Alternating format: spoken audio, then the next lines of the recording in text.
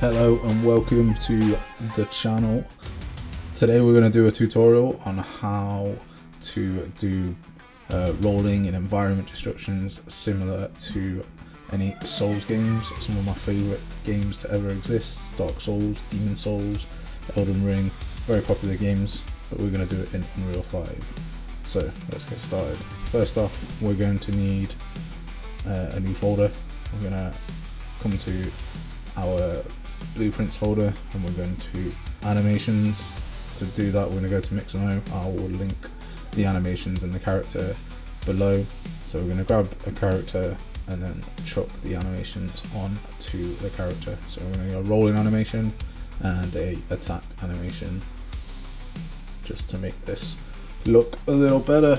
You don't want me just to stand there and do some keys. We want to be actually rolling through barrels or swinging our arms at barrels.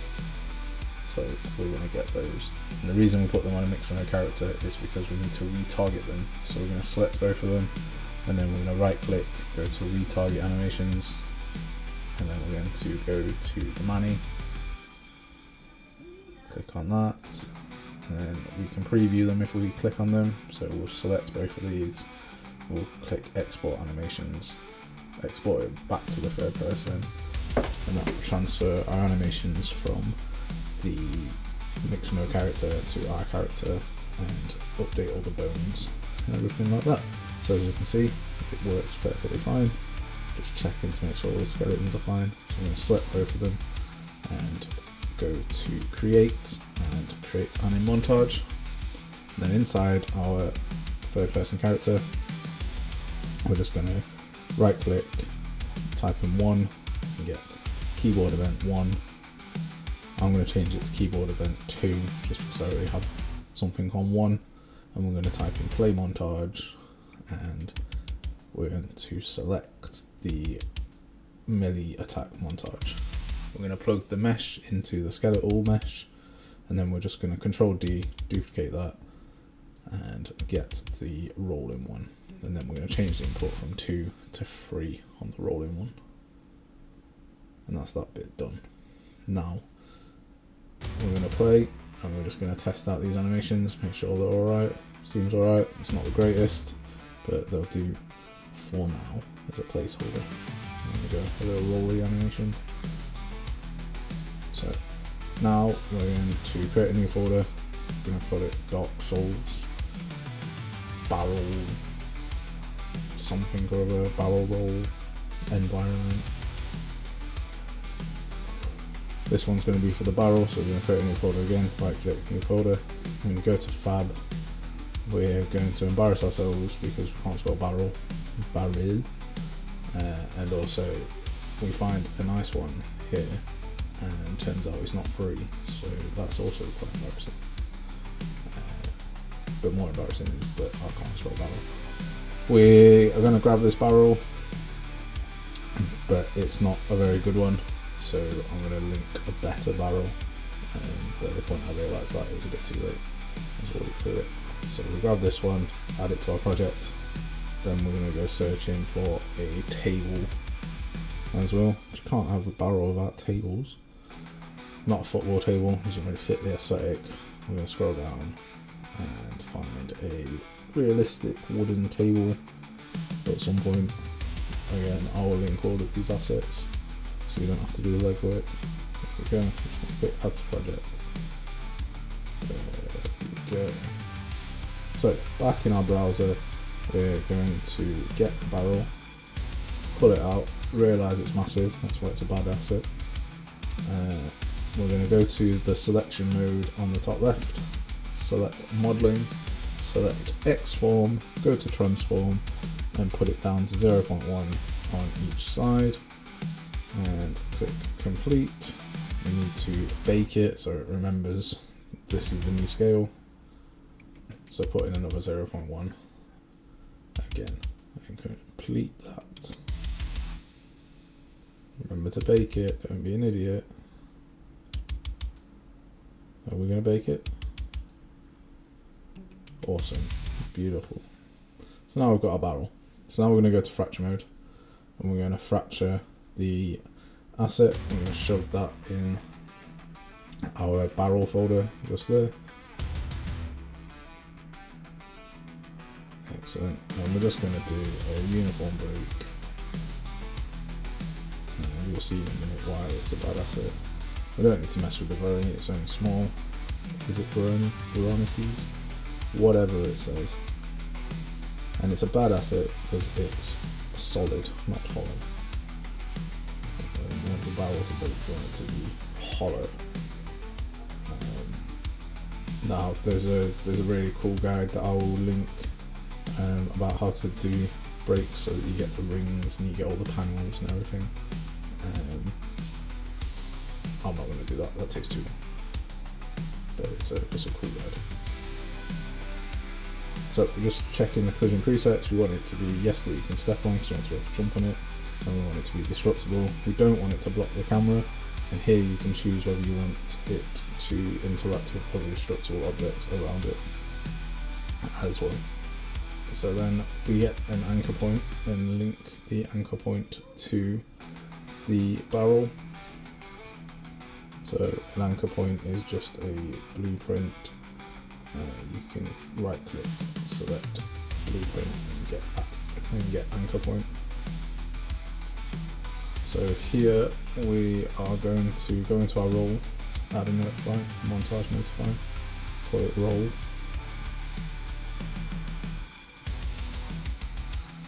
And on notify begin, we are going to spawn a actor from class. We're going to grab the bridge bomb, the FS bomb will do if you've not been following the traps tutorial.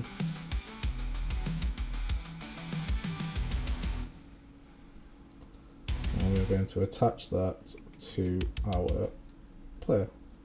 Now this is one way of doing it. We're going to cover 3 different ways of doing this over the space of this tutorial. So this is one way.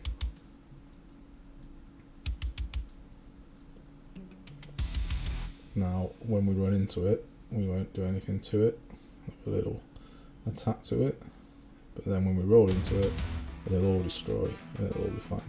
Now you've seen a second here, we start spinning around because the collision's all funky. There we go. There we go. Spin, spin, spin, baby. So what we need to do here, select it, scroll down to collision profile per level, and depending on how many levels you've got, we've only got 1. So you need to put in index 1 ragdoll and index 0 destructible. So if you've got 3 levels of fracture, you need to put ragdoll in all 3 of those. We'll play from here again. Now when we roll into it, it will destroy, and we're stood on it, but we're not spinning. So there we go. All gone. The spinning issue is gone. Sweet. So, depends on what you want to use. You can use the bomb or you can use the master field, and you can play with those blueprints. So we're going to make a master field here, our own master field, because I don't want to mess with the engine one. We'll call it master environment field.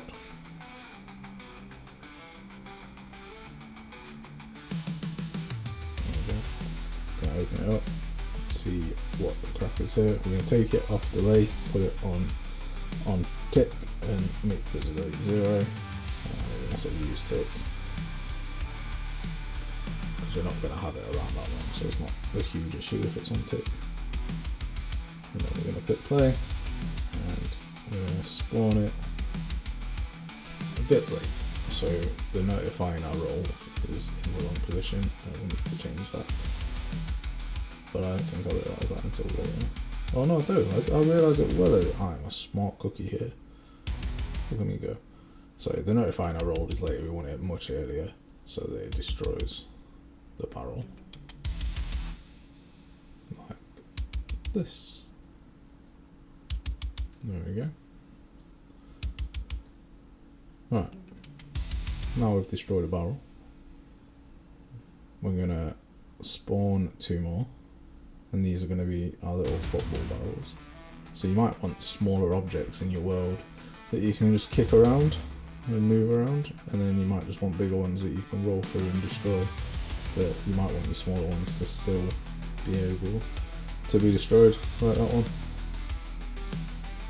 So you can still interact with them as well. So it's kind of cool. We're just going to make our lifespan on our master field to be 6, not that much. And then we just wanted to see it, make sure to change it to our personal master field.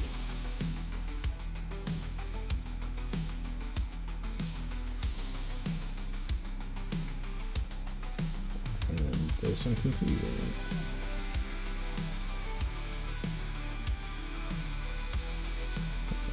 So as default, it's not hidden in game, so you need to hide it. So, and as we see here, it's going on too long, but it'll work just to test. There we go. So our roll goes through, it breaks, and scans, which is what we want. But we're going to go back into the actor lifespan, duration, lifespan, you donkey. Come on. And change that to 2 seconds, so it's a lot quicker, disappears a lot quicker. We're just going to test it again. The ball appears, we stand up, disappears. So we should be able to get a nice little motion going. That's the one.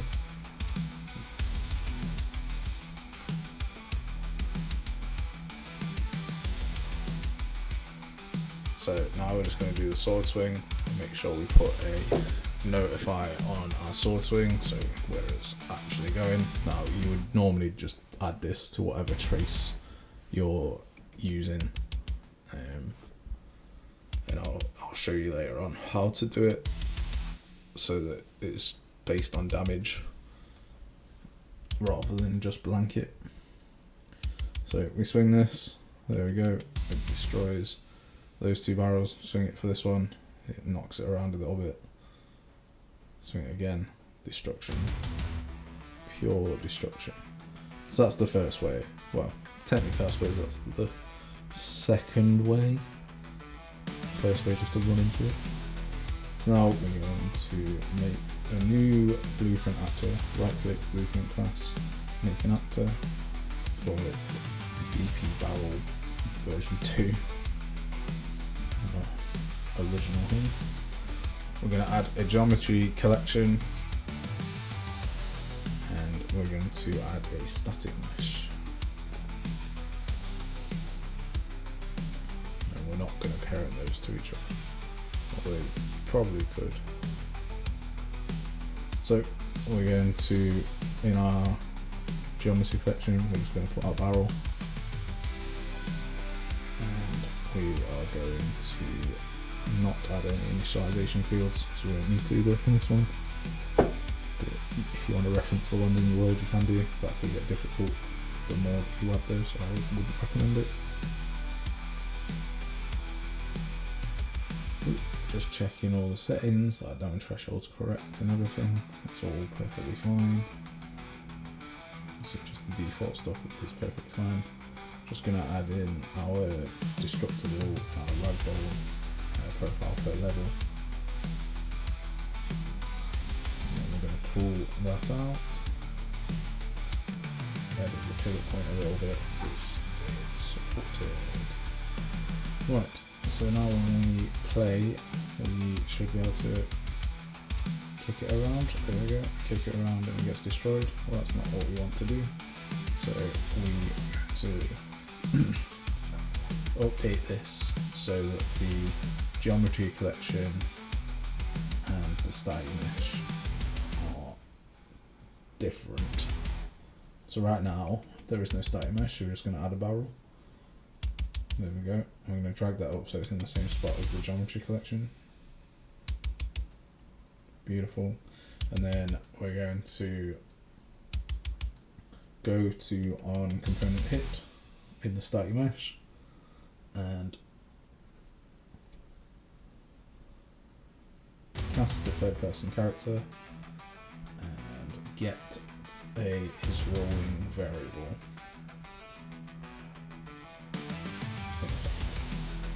So first, we are going to make the static mesh not visible, so we're going to hide the static mesh, and then we're going to make the geometry collection visible, and we're going to do that when it hits.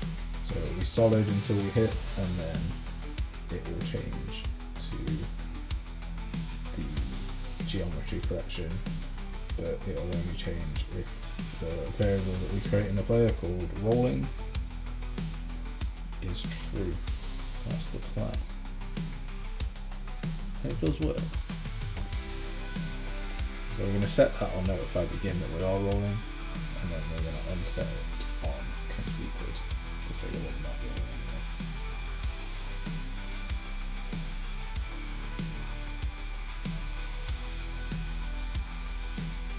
So there's a problem here. We have left the collision on the static mesh once it's been taken off. So we're going to fix that, get static mesh, get collision enabled. Where are you? Collision, get collision enabled. Nope, got one. Set collision enabled. So we're going to set collision enabled, make it no collision for the mesh. And then from our cast, we're going to get we're going to check if there's a branch there. There we go. And then we're going to go to true.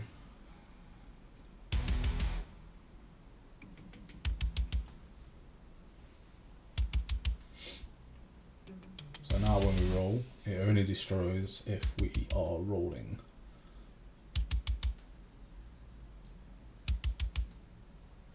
There we go. We're rolling and it'll destroy it. Other than that, it'll just be a normal static mesh.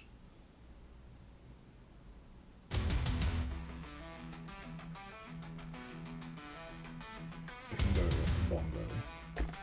So now we need to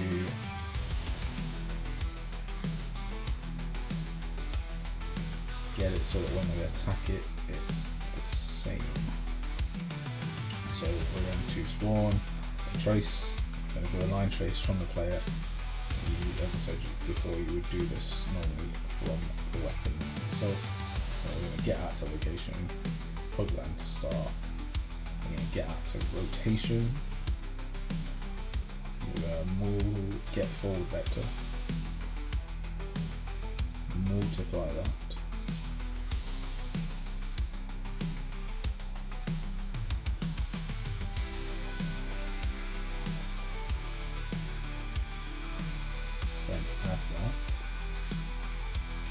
Put the add to location into the bottom pin, put the add into the end, come back to the times, right click, click tree float, add 550 to that, change the input from the duplication that we've just done, and then from out hit we are going to break. We're going to get the hit actor and apply damage.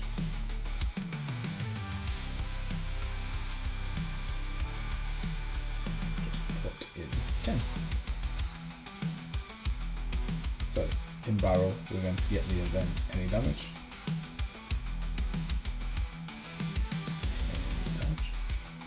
Yep. And then we are going to spawn a actor from class. We're going to spawn the bomb or the barrel world actor. And that's it. The break actor. I'm going to get actor location and plug that in. Get actor location. I'm going to plug that in. And then this is where it gets to be interesting. So you can set different effects here. So we'll do a select, and then we'll get the damage, and we'll check if it's more than a certain amount. So then we'll get a select. And we'll check if the damage is more the damage is more than say 100, then we will do we'll spawn one kind of actor that destroys the object, and if it is less than 100 we'll spawn another one. So you can set, I only gave that a light tap with a spear, that should only put a little hole into something, or you can set, a roll through that one to destroy the entire thing. It's completely up to you.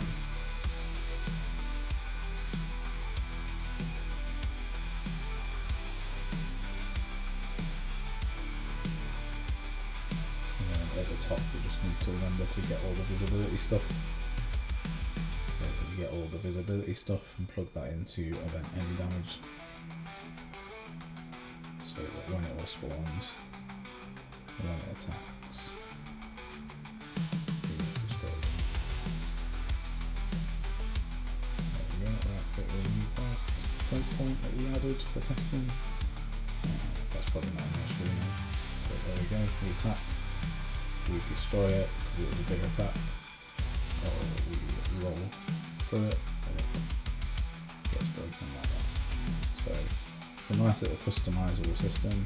You can also just click around the barrel should you want to. It's completely down to you what you want to do. So I hope that helps. And any questions, any comments, any suggestions about how to improve this for you, please leave them in the comments, and thank you for watching. Have a great day.